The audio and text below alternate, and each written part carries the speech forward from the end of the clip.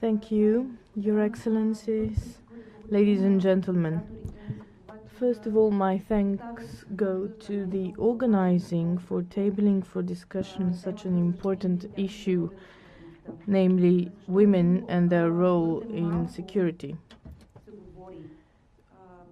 We speak too little on this, and while the people who are very much involved in the process think that when speaking of the resolution 1325, everyone turns their eyes to the Ministry of Defense, my personal experience when we speak about this resolution is that people just blink politely and say, "What are you talking about?"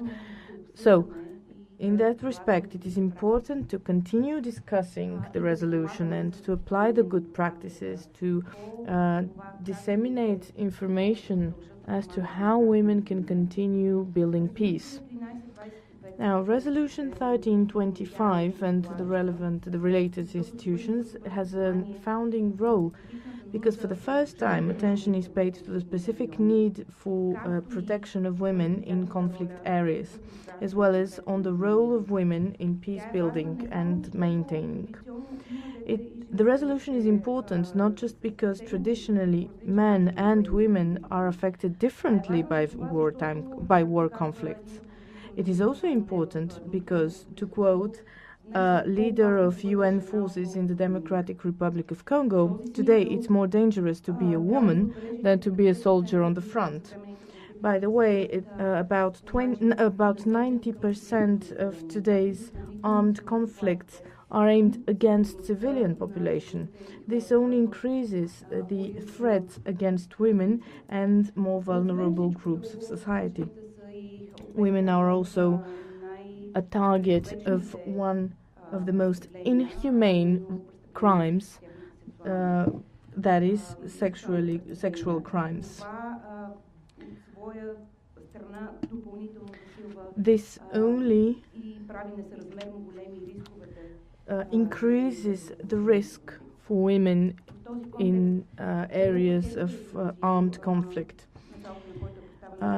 In this context, the Resolution 1325 and the related resolutions provide a very needed international legal framework for efficient protection of women in those armed conflicts. The fact that sexual crime and particularly rape are considered crimes against humanity is a very important message. A message that such documents are really needed, but they should also be applied in practice. There are various other areas, speaking of regulations, where the implementation of measures of the Resolution 1325 are successful. Still, there is a lot of lagging behind.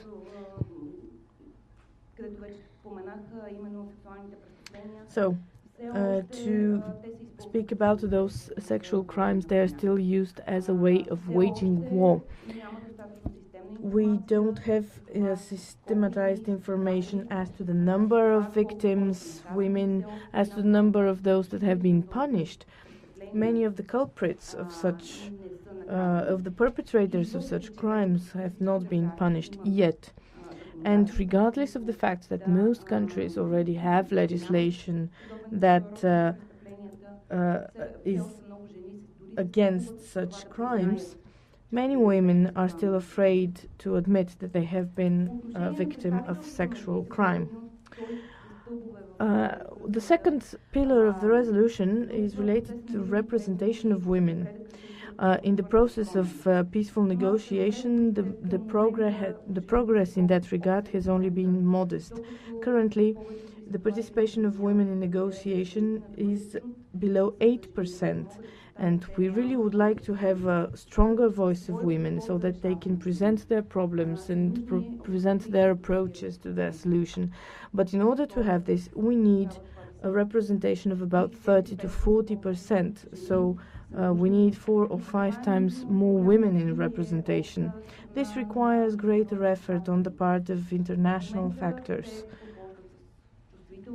Currently, there is sensitivity to the issue wherever there are stereotypes, wherever women are not equal partners or are not considered equal partners in political negotiation.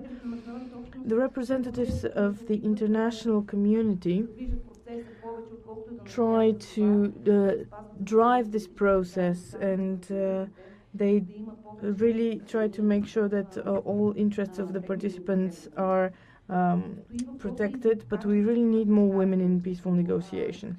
Another issue is about the quality of the representation. The access of women to high quality education is limited, so that when they go to negotiate, they could really be equal partners based on their past experience, so that they acquire skills to participate in such type of mediation or negotiation. On the other hand, very often criteria are implemented only formally. Women who are representative are just there for the sake of representation. They do not take active participation. There's a lack for real leaders that would present the voice of women adequately. Also, participation of women when talking about the monitoring of the implementation of peaceful negotiations is also very limited. The resolution is slightly more successful when we need greater participation both in the political bodies of countries that are in transition between conflict to peace building. This is done by the introduction of quotas. Even though we think that quotas are a very formal, forced requirements, they prove to be very useful, particularly in societies where the idea of women leaders is very much frowned upon right now.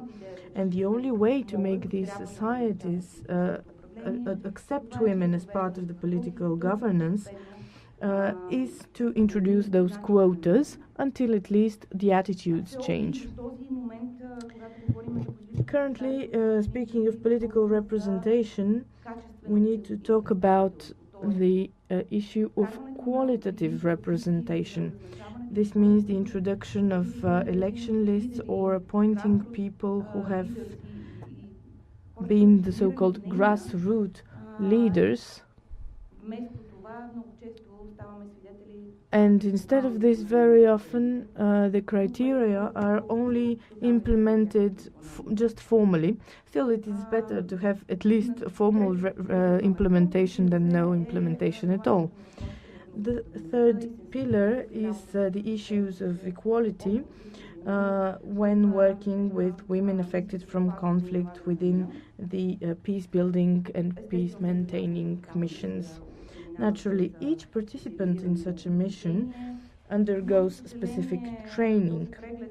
Unfortunately, the revision of this training on behalf of on the part of the UN, what Madam Testa spoke about, shows that within the missions themselves, not all commanders realize how important it is to apply the zero tolerance policy fully. So, currently, there is very high risk that women who need to be protected by those missions are actually threatened by them.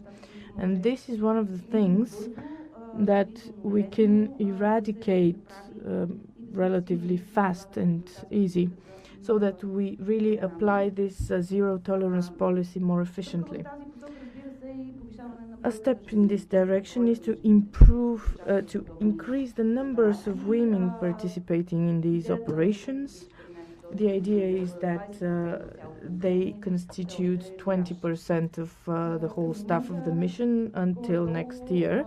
This is not a very realistic idea. So far, the women, according to data of 2012, the women constitute 2.4% of armed forces, a little over 4% of experts, and 8.7% of police units, as well as 30% of the civilian staff.